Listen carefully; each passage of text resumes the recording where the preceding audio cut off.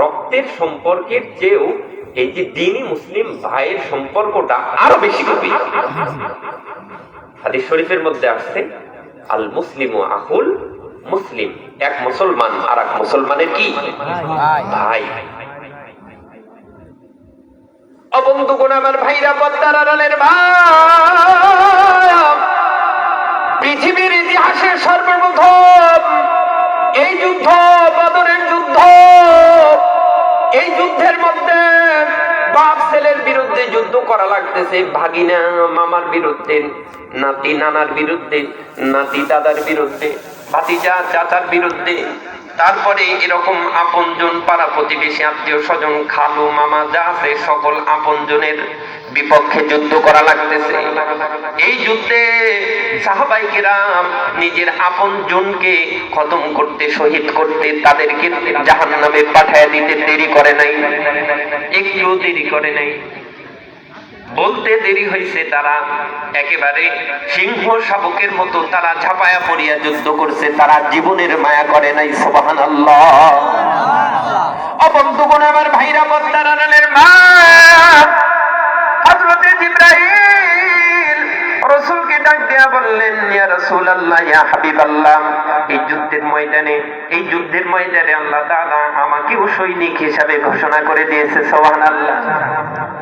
এই যুদ্ধের ময়দানে কিন্তু হযরতে জিবরাইল আলাইহিস সালামও কিন্তু যুদ্ধ করেছে, বদরের যুদ্ধ। সুবহানাল্লাহ, সুবহানাল্লাহ। ওই যে দুইটা বালক, একটা মাআজ আর একটা মুআব্বাস, এরা কিন্তু দুইজন বালক, একেবারে ছোট্ট যুবক মানুষ। সময় সংক্ষিপ্ত দেখে আমি আলোচনায় সরাসরি ঢুকে গেছি, খারাপ লাগতেছে না? বন্ধুগণ আমার ভাইরা, এই মাহফিলটা কোরআনী মাহফিল, হাদিসের মাহফিল, রাসূলের কথা এবং কোরআনের কথা বলার মাহফিল। কথা বলেন ঠিক না ঠিক? কোরআন এবং হাদিস থেকে বাইরে কোনো কথা বলবো না ইনশাআল্লাহ। ধৈর্য সহকারে আখির মোনাজাত পর্যন্ত থাকবেন তো ইনশাআল্লাহ? থাকবেন না ভাগবেন? ভাগবো। যদি ভাগেন তাহলে আগেই ভাগেন, কারণ ভাগলে আমার আলোচনায় দিলে হয়ে যায়। ভাগবেন নি? আপনাদের বেশি বিরক্ত করবো না, কারণ ভালো কাজে লোক কম, খারাপ কাজে লোক বেশি। আচ্ছা, যাত্রা দেখতে গেলে কি এরকম সুন্দর করে বসার ব্যবস্থা করেনি? করে না। তারপরেও লোক কম না বেশি? বাংলার মাটি সোনার চেয়ে খাঁটি না? কিচ্ছু লাগে না, টাকা দিয়া যায়, টাকা দিয়া মানুষ গুনাহ করে, কিন্তু টাকা খরচ করে সব কামার ব্যবস্থা করা হয়, তারপরেও মানুষ আসে না। কথা বলেন ঠিক না বেঠিক? ভালো কাজে সবাই আসতে পারবে না, কপাল লাগবে। কপাল, কপাল যদি পুড়ে যায়, এই পোড়া কপাল কি ঘষলে ভালো হবে? ভালো হবে না, কারণ কপালে তো ইসলামই নাই। আবু জেহেল রাসূলকে দেখে নাই। এই বাবা, আমরা যত উলামায়ে কেরাম আছে, বাংলাদেশে যত মুসলমান আছে, সারা পৃথিবীতে প্রায় 190 কোটি মুসলমান। কয় কোটি? 190 কোটি মুসলমান। সেই 190 কোটি মুসলমানের সকল মুসলমান কি বর্তমান প্রেজেন্টে আমরা কেউ কি আমার রাসূলকে দেখছি? স্বপ্ন ছাড়া। যারা আল্লাহ বলা, আল্লাহর খাস মুমিন বান্দা, রাসূলের আশিক, সে তো স্বপ্ন যুগে আল্লাহর নবী মদিনা থেকে তার কাছে দেখা দেয়। সে ব্যতীত আমরা কেউ বাস্তবে চোখ দিয়ে অবলোকন করছি? দেখি নাই। আবু জেহেল আমার রাসূলকে দেখছে কি দেখে নাই? দেখছে। লাহাব দেখছে, তারপরে ওলীদ ইবনে মুগীরা দেখছে, উমাইয়া দেখছে, তারপরে আরো বড় বড় যে সমস্ত কাফের, এরা কি আমার রাসূলকে দেখছে কি দেখে নাই? কেন এরা জান্নাতে যাবে না? আবু জেহেলের বাড়ি কি অবস্থা আছে জানেন? টয়লেট আছে। আবু জেহেলের বাড়ি হাউস করে যায়, টয়লেট করে আইছে। বুঝেন নাই? কোন হাজী সাহেব উমরা করতে গেছে কিংবা হজ করতে গেছে, তার যদি প্রাকৃতিক চাপ যদি নাও আসে, ইস্তেনজার হাজত যদি নাও আসে, তারপরেও যায়। এত টাকা খরচ করে আইছি, শয়তানের বাড়ি একটু আল্লাহ কাজ সাইরে আসে, এমরা কাজ আসেই নাই, তারপরে যা বসে থাকে। কথা বলেন ঠিক না বেঠিক? ভালোবেসে যা বসে থাকে না, ঘৃণিত অবস্থায় তার ওইখানে যায়। রাসূলের বাড়ি আবু জেহেলের বাড়ির মতো নয়, ঝুপড়ি ঘর। তারপরেও আমার রসুলের বাড়ি 2 রাকাত নামাজ পড়ার জন্য মানুষ পাগল হয়ে যায়। কথা বলেন ঠিক না বেঠিক? এমন নবী আমাকে আপনাকে আল্লাহ তাআলা দান করে দিয়েছিলেন। সুবহানাল্লাহ। রসুলের প্রতি বেশি বেশি দরুদ পাঠ করবেন।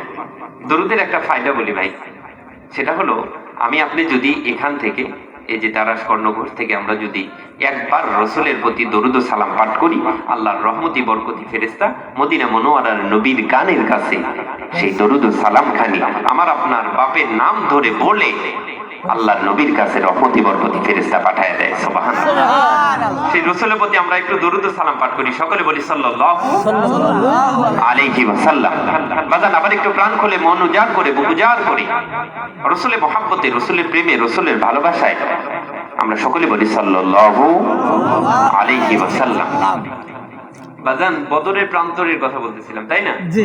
ফেরেশতা আয়েশা জিবরাইল ডাক দিয়ে বলি, ইয়া রাসূলুল্লাহ হাবিবাল্লাহ, আল্লাহ তাআলা আমাকে 600 খানা পাখা দান করছে। কয়শো খানা? 600 খানা। সিদরাতুল মুনতাহায় হযরত জিবরাইল অবস্থান করে। ওই সিদরাতুল মুনতাহায় থেকে আমার রসুলের কাছে মদিনায় আসতে হযরতে জিবরাইলের 1 ন্যানো সেকেন্ড টাইম লাগে। সুবহানাল্লাহ বলেন। 1 ন্যানো সেকেন্ড কাকে বলে জানেন? 60 সেকেন্ডে কি হয়? 1 মিনিট। 1 মিনিটের মধ্যে 60টা ভাগ করলে 1 ন্যানো সেকেন্ড হয়। বুঝেন নাই? জি জি। তাও জিবরাইল রাসূলকে ডাক দিয়ে কি বলে জানেন? ইয়া রাসূলুল্লাহ, ইয়া হাবিবাল্লাহ, আমি সিদরাতুল মুনতাহায় থেকে আপনার কাছে আসতে আমার 1 ন্যানো সেকেন্ড টাইম লাগে। এই 1 ন্যানো সেকেন্ড যে টাইম লাগে, এই 1 ন্যানো সেকেন্ড টাইম লাগে, এটা কিন্তু একটা পাখার ঝাপটা দেয়। কয়টা? একটা পাখার ঝাপটা দেয়। আরো 599টা পাখা ক্লোজ বন্ধ থাকে। এটি দিয়ে যদি ঝাপটা দেয়, হুজুর কোথায় যে জামু আল্লাহই ভালো জানে। চিন্তা করে দেখেন, আমার রসুল সিদরাতুল মুনতাহা থেকে রসুলের কাছে আসতে জিবরাইলের টাইম লাগে 1 ন্যানো সেকেন্ড, মানে বারবার ওঠানামা করে। পৃথিবীতে প্রত্যেকটা নবীর কাছে হযরতে জিবরাইল কারো কাছে আসছে 1 বার, কারো কাছে আসছে 2 বার, 3 বার, 4 বারের বেশি পাওয়া যায়। কিন্তু আমার আপনার পয়গম্বরের কাছে এক বর্ণনায় পেয়েছি আমি 40,000 বার হযরতে জিবরাইল পয়গম্বরের কাছে আসছে। সুবহানাল্লাহ, সুবহানাল্লাহ। 40,000 বার। চিন্তা করে দেখছেন, কোন বর্ণনায় আসছে যে 24,000 বার। জিবরাইল আসা মানেই ওহী নাযিল। বাবা, কোরআন মনে হইতেছে যে ছোট্ট একটা কিতাব, না? ছোট্ট কিতাব না, জি না, এটা এমন বড় কিতাব, এমন একটা গাইড বুক। এটা যদি পাহাড়ের উপর দেওয়া যাইত, পাহাড় এত শক্ত না, পাহাড়ের সাথে ডিপ মেরে আপনার মাথা থাকবে না। মাথা যাবে না, পাহাড় যাবে, মাথা যাবে। পাহাড় নিতে ভয় পায়। সাগরের পানি আপনি ফুরাতে পারবেন? দমকল দিয়া, সেচ দিয়া। সেই পাহাড় পানি, সাগরের পানির উপর নাজিল করতে চাইছে, নেই নেই, জমিন সাহস পায় নাই। সবাইকেই বলছে কেউ নেই নেই, একমাত্র মানুষের উপর আল্লাহ সুবহানাহু ওয়া তাআলা এই গাইড বুকটা নাজিল করে দিয়েছে। সুবহানাল্লাহ। এটা কি? বাল হুয়া কুরআনুম মাজিদ। এটা কি? বাল হুয়া কুরআনুম মাজিদ ফি লাওহিম মাহফুজ। তোমার নাম কি? কোরআনকে জিজ্ঞাসা করা হয়েছে, তোমার নাম কি? বলে আমার নাম বাল হুয়া কুরআনুম মাজিদ। এই যে আপনাদের কোরআন শরীফে, এই যে এখানে দেখেন, এমন একটা কিতাব এটা যেটা ওযু ছাড়া স্পর্শ করা যায় না। সুবহানাল্লাহ। ওযু ছাড়া স্পর্শ করা যায় না। পৃথিবীর কোন কিতাব আছে, কোন বই আছে, কোন উপন্যাস আসেনি যে এটা পবিত্র ছাড়া ধরা যাবে না, লেখা আসেনি। কিন্তু এটা পবিত্র ছাড়া ধরা যায় না। আর এটার মুজিজা এমন মুজিজা, এটা যত খারাপ মানুষই এই কোরআনের সংস্পর্শে আসবে, এই খারাপ মানুষকে কোরআন ভালো বানায় দিবে। সুবহানাল্লাহ। ডাকাত যদি আসে, ডাকাত কোরআনের সংস্পর্শে আসার পরে কোরআন তাকে ভালো বানায় দিবে। লুচ্চা বদমাইশকেও কোরআন ভালো বানায় দেয়। সুবহানাল্লাহ। বর্বর যুগ, সেই যুগে কোরআন নাজিল হয়েছে, যে যুগে নারীর কোনো মর্যাদা ছিল না। নিজের আপন খালাকে বোনের ছেলে আঁচল ধরে টানাটানি করে যৌন হয়রানি করে। নিজের আপন ফুপুর ইজ্জত ছিল না। নিজের বিবির ইজ্জত সম্মান ছিল না, মায়ের ইজ্জত পর্যন্ত ছিল না। সেই অন্ধকার যুগে, সেই কালো যুগে, সেই বর্বর যুগে আল্লাহর নবী কোরআন নিয়ে এসে সমস্ত বর্বরতা দূর করে মক্কা এবং মদিনার প্রেসিডেন্ট হইয়া দুনিয়া থেকে চির বিদায় নিয়ে তিনি কবরে শুয়ে আছেন। কথা বলেন ঠিক না বেঠিক? তো কোরআন মানবেন, কোরআন আপনাকে জান্নাতে পৌঁছায় দেবে। কোরআন মানবেন না, কিচ্ছু বলা লাগবে না। জাহান্নামের চৌরাস্তায় যায় খালি গাড়ি খুঁজবেন কোন দিয়া জান্নাতে যাওয়া যায়, উপায় নাই। বোঝেন নাই? কোরআনের বিরোধিতা করা যাবে? ওলামায়ে কেরামের বিরোধিতা করা যাবে?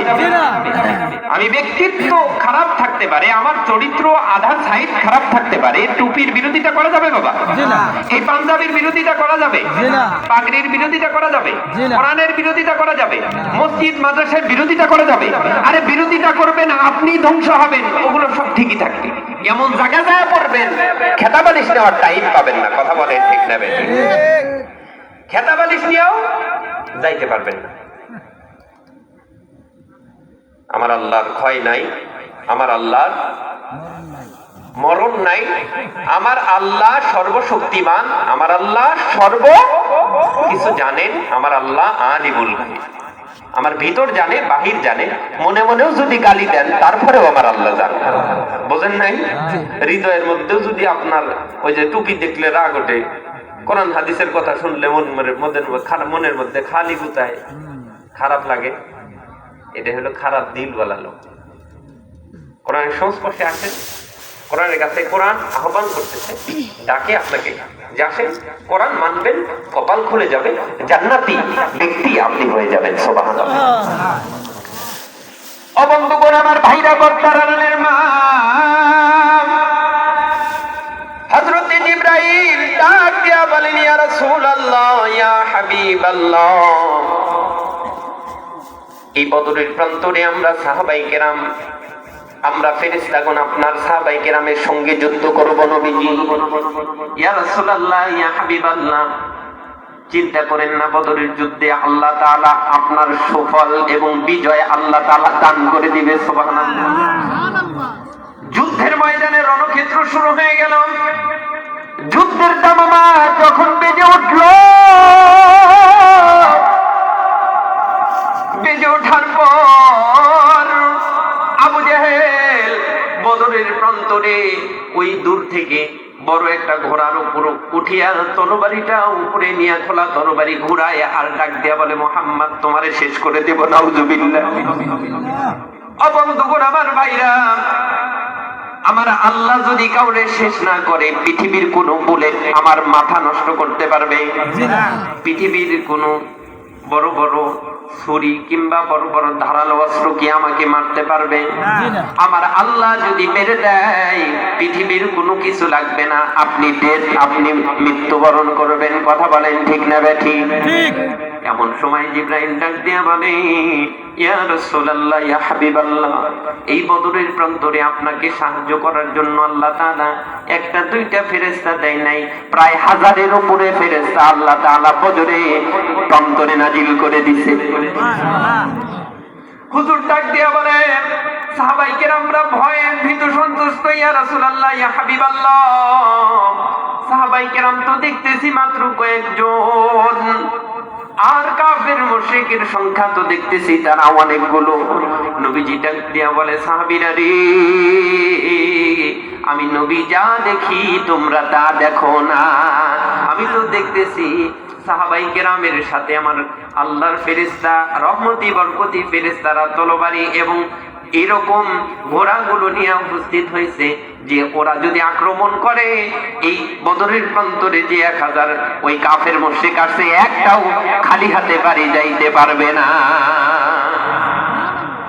ও বন্ধুগণ, আমার ভাইরা, বদ্দার আলের মা, আমার আল্লাহ যদি সাহায্য করে, তার চাইতে বড় সাহায্যকারী কি পৃথিবীতে আর কেউ আসেনি? আর কেউ নাই। আমার নবী ডাক দিয়ে বলে, আমার দোয়ার পরে, নবীর বলে, আমার দোয়ার পরে দেখি ফেরেশতারা নাইমা আসে। ফেরেশতারা নাইমা আইসা, ফেরেশতারা আমার সাহাবায়ে কেরামদেরকে সঙ্গে নিয়ে বদরের প্রান্তরে যুদ্ধ শুরু করে দিছে। আব্দুর রহমান বিন আউফ নামে একজন সাহাবী ছিল। এই আব্দুর রহমান বিন আউফ ছিল মক্কার একজন সাহাবী। ওই মাস এবং মুআব্বাস এরা দুইজন ছিল মদিনার সাহাবী। একজনের বয়স একেবারে 13 আর একজনের বয়স 14। এই 12 এবং 14 বছরের যুবকরা আব্দুর রহমান বিন আউফের দুই পাশের দুই ভাই দাঁড় হয়ে গেছে। আপনারা ঘটনা সকলেই জানেন। এই দুইটা বাচ্চাকে রাসূল সাল্লাল্লাহু আলাইহি ওয়াসাল্লাম বদরের যুদ্ধের জন্য তাদেরকে উপযুক্ত হিসেবে ঘোষণা করে নাই, কিন্তু তারা দুই ভাই কুস্তি লইরা রাসূলের সাথে প্রমাণ করে দিচ্ছে যে আমরা যুদ্ধে যাওয়ার জন্য প্রস্তুত, নবী নিতেই হবে আমাদেরকে। এক পর্যায়ে রাসূল দুইজনকেই নিয়ে নেয়। নেওয়ার পর যখন যুদ্ধের ময়দানে রণক্ষেত্রে যখন যুদ্ধ শুরু হয়ে গেল, আব্দুর রহমান বিন আউফ ডাক দিয়ে বলে, এই দুইটা বাচ্চা ছিল আমার দুই পাশে, একসাথে এক পাশে ছিল মাস আর এক পাশে ছিল মুআব্বাস। যুদ্ধ করতেছি। আব্দুর রহমান বিন আউফ ছিল খুব ভালো একজন বড় যোদ্ধা, খুব চতুর একজন যোদ্ধা। বড় মানুষের বুদ্ধি আর বাচ্চা মানুষের বুদ্ধি, দুইটা বুদ্ধি কি এক নি? জোরে বলেন, এক নি? আব্দুর রহমান বিন আউফ ডাক দিয়া বলে, যুদ্ধের ময়দানে চারদিক খেয়াল রাখতে হয়, সামনের দিকে, ডান দিকে, বাম দিকে, পিছনের দিকে, আবার উপর দিকে, আবার নিচ দিকেও খেয়াল রাখতে হয়। কেন জানেননি? যুদ্ধের ময়দানে এমন করে যুদ্ধ ক্ষেত্রটা সাজানো হয় যে সেখানে যদি মাটির নিচ দিয়ে যদি হামলা করে, সেখানে যদি গর্ত রাখে, উপরে সুন্দর করে কাঠ কিংবা অন্য কিছু বিছায়া রাখে, হাঁটতে গিয়া যদি গর্তের মধ্যে পড়ে যায় তাহলে তো বিপদ আছে না নাই? আবার উপর দিয়েও যদি কোনো কিছু দিয়া হামলা করে তাতেও বিপদ আছে। ডান দিকেও খেয়াল রাখতে হয়, বাম দিকেও খেয়াল রাখতে হয়, পিছনের দিকেও খেয়াল রাখতে হয়, সামনের দিকেও খেয়াল রাখতে হয়। আব্দুর রহমান বিন আউফ ডাক দিয়া বলেন, আমি চারদিক খেয়াল রাখার পর এই দুইটা ভাই, একটা ভাই যেহেতু ছোট্ট, ডান দিক থেকে আমার পেটের মধ্যে চিমটি লাগিয়া ডাক দিয়া বলে, আম্মুন। আব্দুর রহমান বিন আউফ, আম্মুন অর্থাৎ চাচা। চাচা আব্দুর রহমান বিন আউফ, আপনি আমারে দেখায়া দেন কোনটা আবু জেহেল। ডান দিক থেকে কি পেটের মধ্যে মারছে চিমটি, চিমটি বোঝেন না? এই যে আপনি কিন্তু না, আপনি আবার মন খারাপ করেন না। চিমটি মারছে, চিমটি মারার পর আব্দুর রহমান বিন আউফ দেখে দাদা চিমটি মারলি কেন? আব্দুর রহমান বিন আউফকে লক্ষ্য করে ওই মাছ ডাক দিয়া বলতেছে, চাচা একটু দেখায় দেন না, আমরা তো মদিনা থাকি, কোনটা আবু জেহেল? বন্ধ। আব্দুর রহমান